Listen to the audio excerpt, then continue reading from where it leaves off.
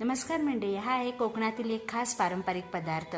त्यासाठी लागणारं साहित्य: 1 वाटी तांदळाचा रवा, 1 वाटी गूळ, 1 वाटी ओलं खोबरं आणि आलं. प्रथम 2 छोटे चमचे तूप कढईत घेऊन त्यावर तांदळाचा रवा भाजून घेतला. दुसऱ्या बाजूला 2 वाटी पाणी घेऊन त्यात 1 वाटी गूळ टाकून उकळायला ठेवलं. रवा चांगला भाजल्यावर त्यात ओलं खोबरं, चिमूटभर मीठ व किसलेलं आलं टाकून कडकडीत असे गुळाचे पाणी घातले आणि झाकण टाकून शिजायला ठेवले.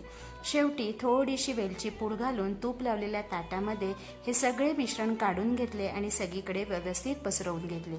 त्यावर थोडंसं ओलं खोबरं टाकून वड्या कापल्या. यालाच कोकणात खांडवी असं म्हणतात, जी नागपंचमीसाठी केली जाते. खूप छान लागते.